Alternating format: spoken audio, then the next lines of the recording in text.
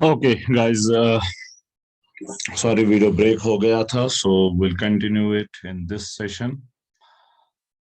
So FS Max की हम बात कर रहे थे. FS Max जो है वो इंक्रीज करना है हमें सेफ्टी के लिए. ओके, सेफ्टी के लिए हमें FS Max जो है वो इंक्रीज करना है. Let me change the colour.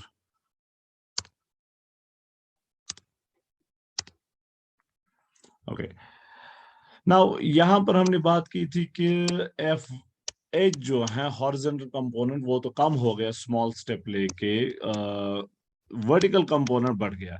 यहां पर हॉरिजॉन्टल कंपोनेंट ज्यादा होगा, वर्टिकल कंपोनेंट कम होगा. वर्टिकल कंपोनेंट कम होगा, वर्टिकल कंपोनेंट कम होगा तो नॉर्मल फोर्स भी कम होगा.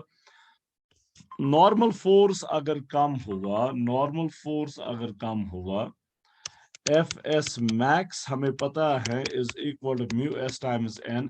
नॉर्मल फोर्स कम हो गया तो एफ एस मैक्स भी कम हो गया. तो यहां पर अगर फ्रिक्शन कम हो गया, फ्रिक्शन कम हो गया तो स्लिप होने के ज्यादा चांसेस हैं. ओके, स्लिप होने के ज्यादा चांसेस हैं, स्लिप होने के चांसेस जो है वो बढ़ जाते हैं यहां पर. लेकिन वर्टिकल कंपोनेंट जो है वो इंक्रीज हो गया है तो with the result normal force भी इंक्रीज हो जाएगा. तो नॉर्मल फोर्स अगर इंक्रीज हो जाएगा तो एफ एस मैक्स भी इंक्रीज हो जाएगा. एफ एस मैक्स अगर इंक्रीज हो जाएगा तो स्लिप होने के चांसेस जो हैं वो कम है. तो उस हिसाब से देखेंगे तो larger friction is the correct one, लेकिन साथ ही larger normal force is also the correct one. Okay, also the correct one. अब मेरे हिसाब से नॉर्मल फोर्स इंक्रीज हो रहा है, ज्यादा फ्रिक्शन भी इंक्रीज हो रहा है, तो वो ज्यादा अप्रोप्रिएट आंसर्स हैं. लेकिन एज ए सेड कि इसमें गो ऑप्टी में जो है वो 2 ऑप्शन दिया हुआ है, smaller friction, which I don't agree with. और कई बुक्स में भी ऐसा ही दिया हुआ है, इंटरनेट पे भी कई इंस्टीट्यूट्स ने यही आंसर दिया है, which I don't agree with. Okay, so let's move on to 40 now. Aaqib moving with constant acceleration. Okay, constant acceleration. Aaqib moving with constant acceleration from A to B along a straight path AB has velocity u and v at A and B respectively. If C is the midpoint between A and B, then velocity at C is. Okay, then velocity at C is. चलिए, so हमारे पास this is point A, this is point B. यहां पर velocity जो है वो u के बराबर, यहां पर वेलोसिटी जो है v के बराबर. बिल्कुल मिड पॉइंट पे पॉइंट सी है, वेलोसिटी जो है let's call that vc. Okay, let's call that vc. Acceleration के बारे में कहा गया है कि कांस्टेंट एक्सेलरेशन है. ओके, कांस्टेंट एक्सेलरेशन है. Let's say a to c distance s के बराबर है और c to b distance s ही होगी, because c is the mid point. Okay, c is the mid point. Acceleration यहां पर भी a है, यहां पर भी एक्सेलरेशन तो चेंज ही नहीं हो रही है, देयर इज कांस्टेंट एक्सेलरेशन. तो a टू c अगर आप कंसिडर कर लेंगे, ओके, a टू c अगर आप कंसिडर कर लेंगे तो हम लिखते हैं v square minus u square is equal to 2as. Okay, v square minus u square is equal to 2as. v जो है फाइनल वो c वाला पॉइंट है, तो vc square minus initial is u square is equal to 2as, is equal to 2as. Call this equation 1. फिर जाके same equation हम लिखेंगे for c to b. Okay, for c to b same equation लिखते हैं for c to b. अब c to b के लिए ये इनिशियल बन जाएगा और ये फाइनल बन जाएगा, तो v square minus u square बन जाएगा v square minus vc square is equal to 2as. a भी सेम है, s भी सेम है, तो इक्वेशन 1 में जो a और s है वही इक्वेशन 2 में भी a और s है. Right hand side of the two equations is same, so left hand side must also be same. So 1 and 2 implies vc square minus u square is equal to v square minus vc square. इस vc square को यहाँ लाते हैं plus बन जाएगा तो बन जाएगा twice vc square is equal to v square. इस u square को यहाँ लाते हैं तो प्लस बन जाएगा plus u square. So this implies vc square is equal to v square plus u square divided by 2. Okay, तो स्क्वायर को दूसरे साइड से लेते हैं तो वो रूट बन जाएगा. Okay, So this implies VC is under root of V square minus U square divided by 2. Okay, under root of V square plus U square है plus U square. V square plus U square divided by 2.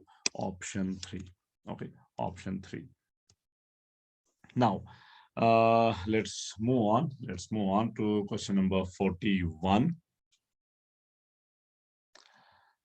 A motor drives a body along a straight line with a constant force. The power developed by the force must vary with time as straight line के along with constant force. See, force अगर constant है तो acceleration भी constant है. Acceleration अगर constant है तो speed जो है, velocity जो है, that will increase linearly. So increases linearly. Okay, increases linearly. अब power जो है that's equal to F into V. One dimensional case में F into V. F तो constant है तो P is directly proportional to V. So V अगर increase हो रहा है linearly तो P भी increase होगा linearly. So first graph. Okay, first graph. P is directly proportional to V. P increases linearly. तो V जो power जो है तो वो भी increase होगा linearly. Okay, power जो है वो भी increase होगा linearly. Okay, fine.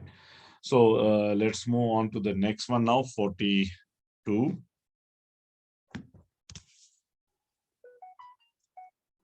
A ball of mass m falls from a height h on a floor and its coefficient of restitution is e. The height attained by the ball after three rebounds is. Height attained जो है, अगर आप ball को release कर रहे हैं, release करने का मतलब initial velocity 0 from height h, okay, from height h, it comes down, bounces back, comes down, bounces back, it goes like this. तो height gained after the nth bounce जो है, that's e to the power 2n times h. ये formula आपको पता होना चाहिए. Okay, ये formula आपको पता होना चाहिए. तो यहाँ पर थर्ड बाउंस के बाद थ्री बाउंसेस के बाद आपको देखना है तो n is equal to 3. N is equal to 3. So h3 is equal e to the power 2 into 3 times h, the initial height. So this is e to the power 6 times h, e to the power 6 times h. So option 2. Okay, option 2. So let's move on to the next one now, 43. Two stones of masses m and 2m, are whirled in horizontal circles. The heavier one is in the radius r by 2. The heavier one, that means 2m का radius जो है वो r by 2 के बराबर है. And the lighter one has a radius of r. तो m का radius जो है वो r के बराबर है. The tangential speed of the lighter stone is n times that of the heavier stone. तो जो भी heavier stone की velocity है, lighter stone की velocity n times ज्यादा है. When they experience same centripetal forces, the value of n is. Centripetal force दोनों cases में जो है वो same है. Centripetal force दोनों cases में same है. So let's suppose this is the heavier one, जिसका mass 2m के बराबर है और जिसकी velocity जो है वो v के बराबर है और radius इसका r by 2 के बराबर है. This is the lighter one, जिसका मास m के बराबर है और जिसकी टेंजेंशियल वेलोसिटी जो है वो n टाइम्स v है, n times that of the bigger one, और इसका रेडियस जो है वो r के बराबर है. सेंट्रीपिटल फोर्स दोनों के लिए सेम है. सेंट्रीपिटल फोर्स हमें पता है mv square divided by r है, तो ये दोनों के लिए सेम है. तो इसके लिए पहले हैवियर के लिए m के बदले में 2m, v के बदले में v ही, तो v square divided by r के बदले में r by 2 is equal to bigger one के लिए m के बदले में m, v स्क्वायर, v के बदले में nv लेकिन स्क्वायर के साथ, डिवाइडेड बाय r के बदले में r. ओके, r के बदले में r. नाउ कैंसिलेशन देखते हैं कि क्या क्या होगा. m and m will cancel out, r and r will cancel out. So this implies ये 2 ऊपर आएगा, this 2 will come upstairs, तो 2 into 2 is 4 is equal to, साथ में v स्क्वायर is equal, यहाँ पर स्क्वायर को अलग अलग दे दें तो ये बन जाएगा n square v square. Okay, v square and v square cancels out, तो n जो है that's equal to 2. Under root of 4 is 2, under root of 4 is 2, तो n is equal to 2।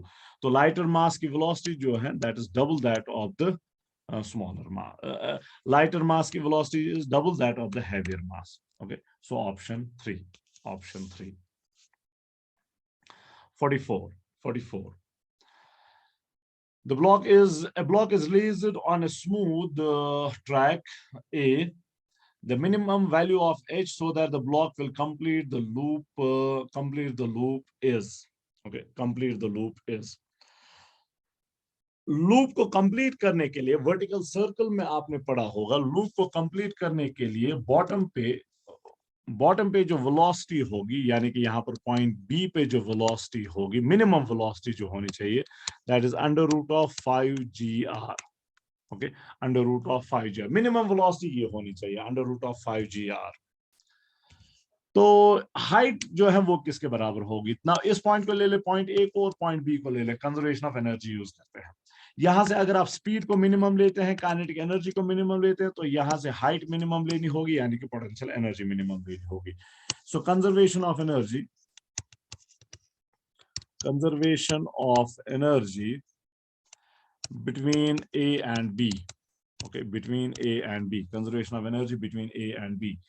Kinetic energy 0 के बराबर, या लिखते हैं पहले initial kinetic energy plus initial potential energy is final kinetic energy plus final potential energy.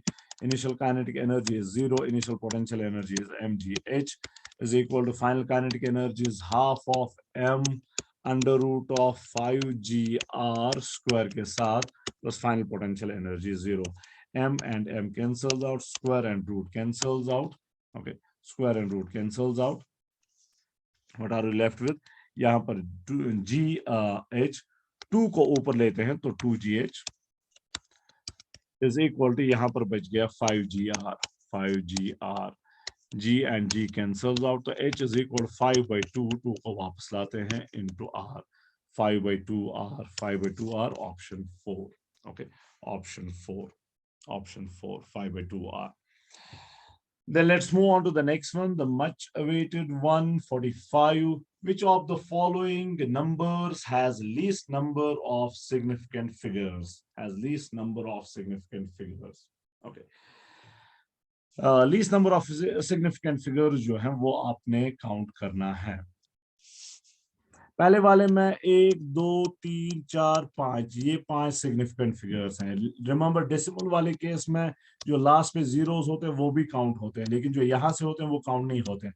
So all of these are significant figures, all of these are significant figures. यहाँ पर भी 5 हैं, ये सभी 5 पॉइंट के बाद जितने भी हैं डेसिमल प्लेस के बाद 5 पांचों जो हैं वो हैं। यहाँ पर ये 4 हैं, पॉइंट के बाद जो इमीडिएटली 0 है वो सिग्निफिकेंट फिगर में नहीं आएगा। ओके, वो सिग्निफिकेंट फिगर में नहीं आएगा। तो ये 4 सिग्निफिकेंट फिगर्स हैं, यहाँ पर भी ये 5 सिग्निफिकेंट फिगर्स हैं। तो least number of significant figures is in option 3, is in option 3, और वो least number of significant figures वहां पर जो है वो 4 के बराबर हैं, 4 सिग्निफिकेंट फिगर्स। बाकी इन तीनों में 5 सिग्निफिकेंट फिगर्स हैं, 5 सिग्निफिकेंट फिगर्स। तो हमारा आंसर जो होगा वो होगा 4 significant figures, option 3, option 3। ये what did I do? Okay, option 3 is our correct option. Okay, so all the best. I hope आप लोगों ने अच्छा किया होगा। I wish you all the best for other exams and for the grand finale. Work hard, work hard, work